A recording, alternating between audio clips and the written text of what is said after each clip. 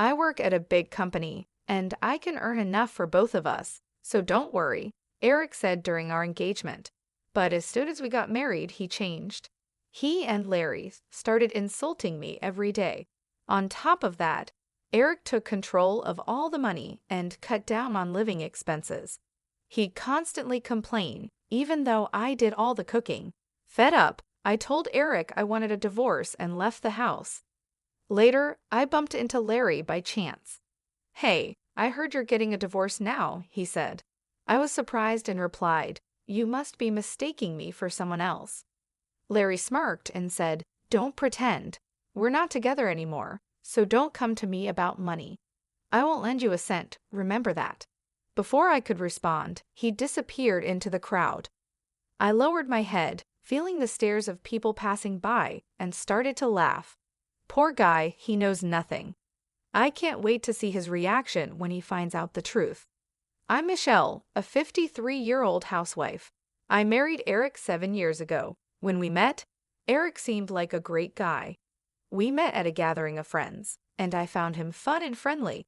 As we said goodbye, he asked if we could meet just the two of us next time. Feeling a bit sad about parting, I agreed. When we started dating, he mentioned he had a son named Larry from his previous marriage.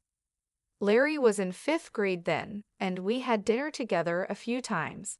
He was a bright and pleasant boy, just like his dad. A year later, on the night Eric proposed, I decided to open up. You know I live with my parents and work part-time, right? The company I joined right after graduation was really tough and it ruined my health, I said. "Is that so? It must have been hard to quit," Eric replied. "I think long hours will be difficult for me in the future," I added. Eric smiled kindly and said, "Don't worry about it.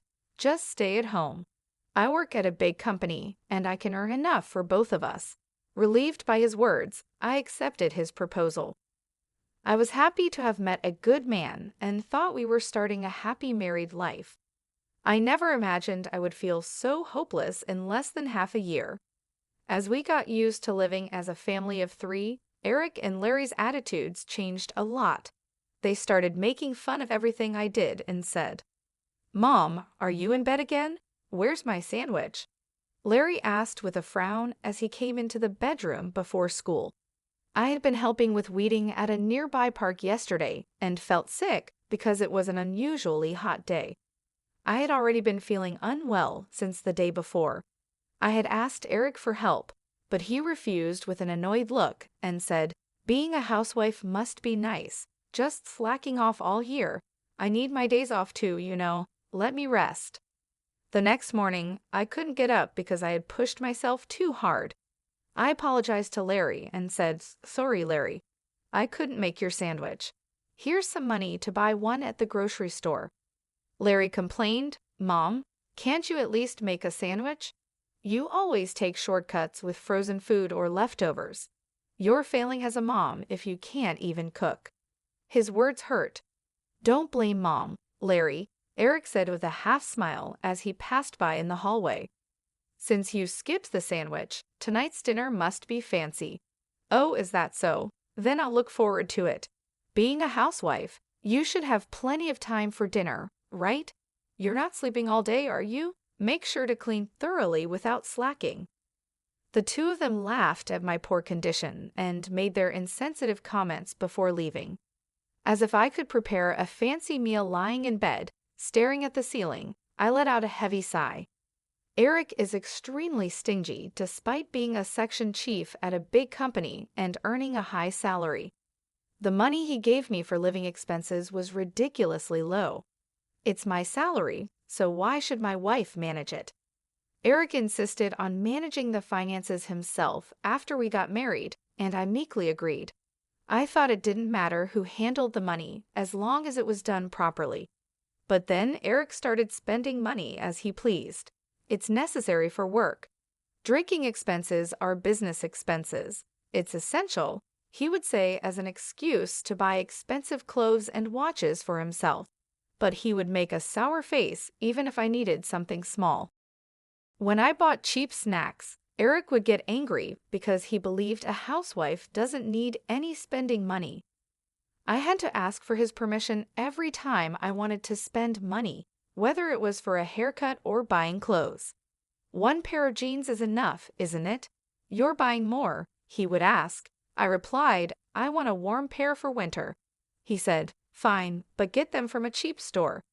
I'd also wanted to go to the hair salon regularly. "Can I go once every 3 months to keep my hairstyle?" I asked. Eric scoffed. "Why do you need to be fashionable? If you keep your hair long, you only need to cut it once every 7 months. No more haircuts." Because of this, I was only allowed to buy cheap makeup from drugstores. I wanted to use better products because the cheap ones were harsh on my skin, but Eric didn't care. The money Eric gave for living expenses was very low, about 1/3 of what most people spend. With this small budget, it was hard to maintain a balanced diet. When I complained, Eric responded smugly. On the TV show about saving money, they lived on this amount. They had a farmer relative who gave them vegetables and bread. I told him, "That's not possible with these high prices." He replied, "That's your job to manage." What really hurt me was how Eric acted when it came to sending a wreath for my dad's funeral. When Dad, who had been sick, passed away, and it was time to send a wreath, Eric frowned and said, "We don't need to send a wreath for the funeral, right? Only the main mourner needs to send one." He suggested, "Use your savings, it's not my problem." As I prepared for the funeral with tears in my eyes, his lack of care made me angry. I said, "I never planned to ask you for it, so don't worry." He replied, "Good, but do Larry and I really have to go? It'll ruin our long weekend. Right, Dad?" Larry added, "I wanted to play a new game." Although they complained, I didn't doubt they would come. However, Eric and Larry arrived late to the funeral, barely greeted my mom and relatives, and left quickly.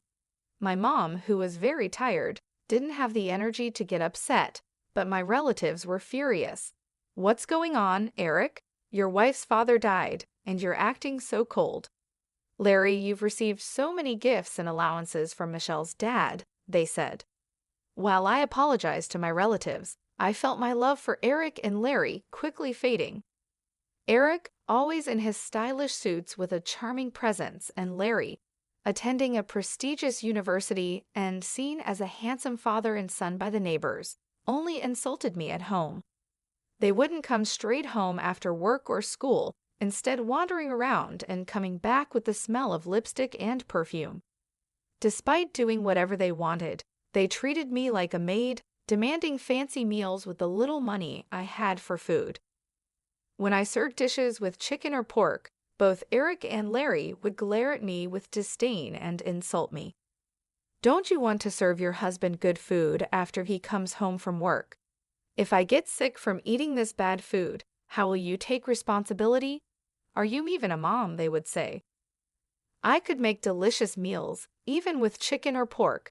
They disliked vegetables and fish, but eating such a picky diet will make you sick. Eric would reply, "I'd eat if it were high quality. Don't complain when you can't satisfy us. I don't need advice from someone as weak as you." They used to eat while complaining, but lately they just left the food untouched. Yet, if I didn't cook, they would yell, "Are you slacking off even though you're a wife?" I would eat the leftovers for breakfast or lunch the next day, but tears would well up as I wondered for whom I was cooking. For their meals, they relied on store-bought sandwiches, instant noodles, and snacks. Eventually, Eric was diagnosed with prediabetes during a company health check, and Larry started gaining weight. It was inevitable. Then they lashed out at me, saying, "What kind of wife makes her husband and child sick? We don't need a useless person like you. We're getting a divorce." "Then I'll leave," I said. They were surprised when I agreed easily. "Are you sure? You're unemployed. You've been living off me. How will you survive now?" Eric asked, "Don't worry about me. I'll send the divorce papers for you to sign later. Please leave my stuff until the movers come to pick it up," I replied. "Nobody's going to take your stuff," Eric sneered. "You'll definitely regret divorcing a high-earning, handsome guy like me. A kind husband who lets you be a housewife with 3 meals and naps." There's no one else like that in the world, right? That's right. You've been living in luxury on Dad's money till now. You'll struggle from here on, Larry added. As I packed my clothes into a suitcase, Eric and Larry kept talking behind me. Honestly, I envied Eric's ability to overestimate himself so much. When we were dating, I saw this part of him as confident and shining. You'll just go back to your parents, right? Say hi to your retired mom for me. You two will be heading straight to poverty, Eric said. Larry laughed at his father's prediction. They'll end up on welfare soon. They already reek of poverty, but with Grandma, it'll be the ultimate. The funeral the other day was nothing special. It smelled like poverty. I thought so too, like a poor family's funeral. I want a fancy one, Larry agreed. But for Dad, who works at a big company, and me, attending a prestigious university, poverty is a different world. Their endless comments made me really angry, but I knew it was pointless to argue, so I just let it go. After I went back home and explained everything to Mom, she said in a low voice, at the funeral, seeing Eric and Larry, I felt something was wrong. But I thought it's not good to interfere too much in my daughter's household, so I kept quiet. I was too busy taking care of Dad. I'm sorry for barging in like this. I replied, it's okay. I've been lonely without you. Why don't you stay here? Thanks, but once I get my job on track, I plan to move to an apartment, I said. Mom's concern was comforting, but I knew living with her might make me too dependent. Living nearby and visiting sometimes seemed like the right balance. Yes, Eric and Larry mocked me for being unemployed, but actually, I had been working from home. It all started with the budget recipes I posted on my blog. After getting many positive comments, I bravely launched a cooking site and shared my recipes, which quickly gained readers and internet fame.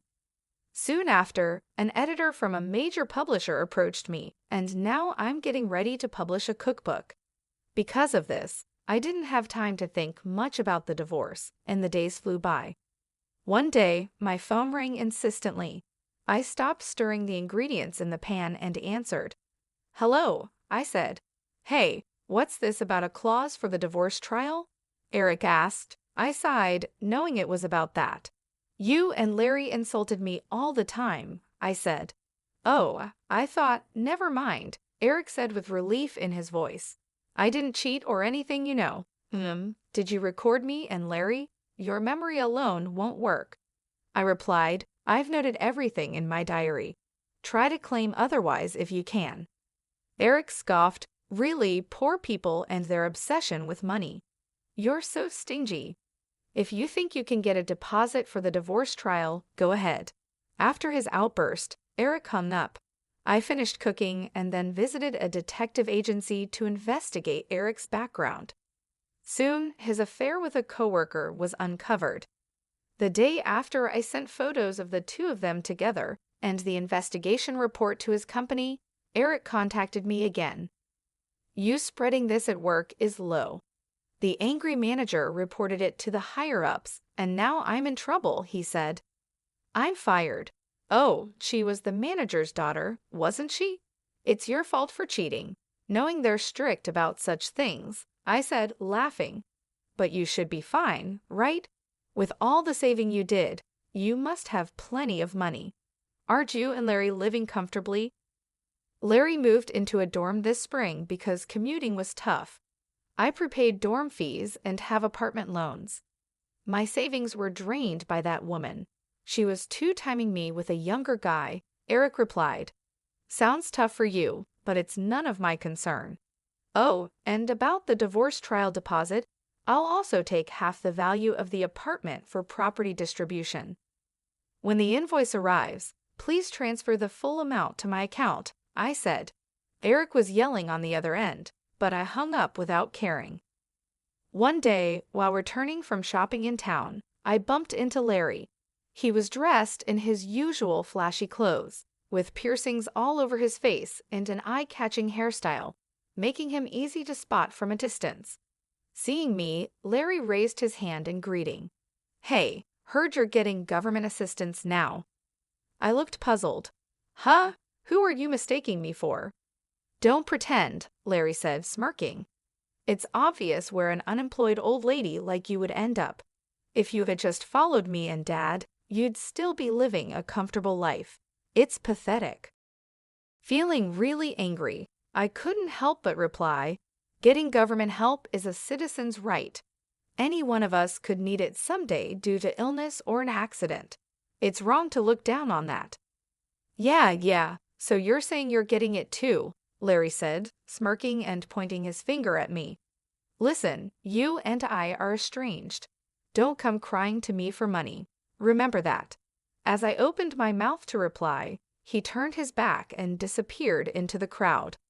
I lowered my head, conscious of the stares of passers-by, shaking my shoulders. I couldn't help but laugh. It was just too ridiculous. Poor thing, he knows nothing. I can't wait to see his reaction when he finds out the truth. A few days later, I woke up to find an unbelievable number of missed calls from Larry. Reluctantly, I called back. Larry shouted furiously, "You deceived me, old woman. What are you talking about? I've heard from a cousin you got 3 high-rise apartments from Grandpa's inheritance and are living a carefree life.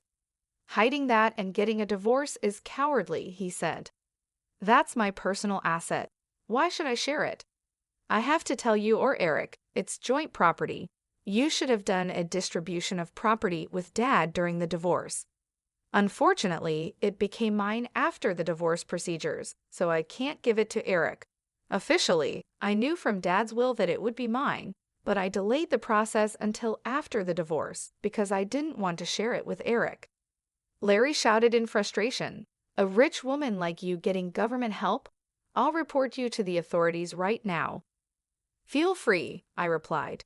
"It's not me, but Eric, who is receiving it." Larry fell silent.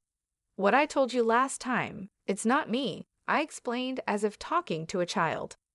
"Honestly, even without the inheritance, I can live well. I have income from my cooking website and book sales, which I started secretly. But Eric, after spending all his money on his affair, has lots of bills piling up and is borrowing heavily. When his affair was discovered and he was fired, his income stopped. Are you listening?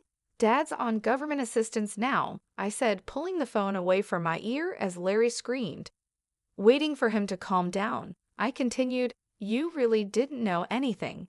He's too proud to tell his son. According to relatives, he asked for money. He's behind on his apartment rent and facing eviction, staying at home all day in an old apartment.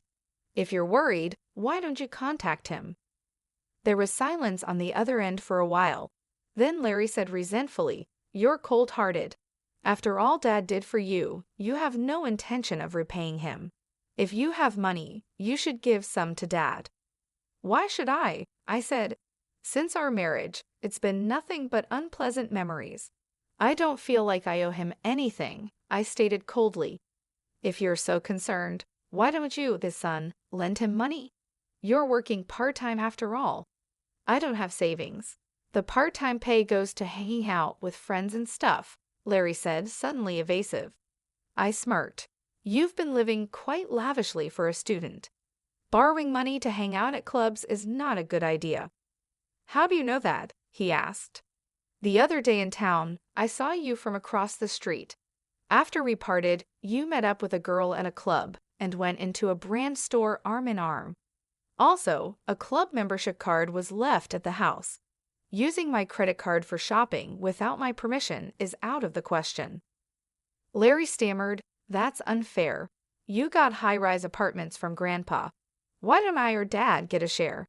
This is discrimination." Yeah, the credit card bill will be sent soon. Make sure you pay it before it's due," I replied. Before I could finish, the call was disconnected. I sighed and ended the call too. Just when I thought it was all over, a few months later, Eric and Larry showed up at my parents' house without any notice. The doorbell rang nonstop, and when I answered, there they were. Expecting they came to ask for money, I let them in to avoid causing a scene in the neighborhood. Eric and Larry, who used to look so stylish, now appeared completely different, wearing wrinkled shirts and dirty pants, with lifeless and gaunt eyes. Yet they still had the energy to be sarcastic. As they walked into the living room, Eric looked around and sneered. Same old house, huh? Why not sell one of those high-rise apartments and rebuild this place? Do something nice for Mom, living miserably on her pension. This is Dad's house, and we like it this way. More importantly, when are you two planning to pay me back? You're past the deadline, I said. Eric, lifting his chin arrogantly, replied, Michelle, I'll forgive you now, so let's remarry. You started a cooking site, right? If you manage the household perfectly, I'll even let you work. So come back. Such a generous dad, forgiving the wife who abandoned her husband and child. So Mom, why not live with Dad again? Living with just two women must be insecure. Stunned, I was speechless. After a moment, intense anger welled up inside me. Don't joke with me. How much more do you plan to ridicule and fool me? I shouted at the astonished Eric and Larry. After treating me like nothing more than a housekeeper, insulting me, not providing proper living expenses, and then kicking me out, now you want me back just because you found out I inherited high-rise apartments. No way. What? You're going to abandon us? Rich people really are stingy. Knowing we're struggling with money and still demanding payment, you're heartless. You were poor yourself until recently. Don't get cocky, Eric retorted. In the middle of the argument, Mom returned from shopping. Eric and Larry immediately started buttering her up. Please lend us some money. We'll probably pay it back. Besides, isn't it unfair that only Michelle gets Grandpa's inheritance? Give me one of the high-rise apartments too. Hi, Grandma. Long time no see. How have you been? Grandma, please persuade Mom to remarry Dad. He doesn't want to break up, but Mom is being stubborn. Mom, surprised at first, changed her expression upon hearing their words. She placed her shopping bag on the floor and let out a deep sigh. So shameless, both of you, she said. What?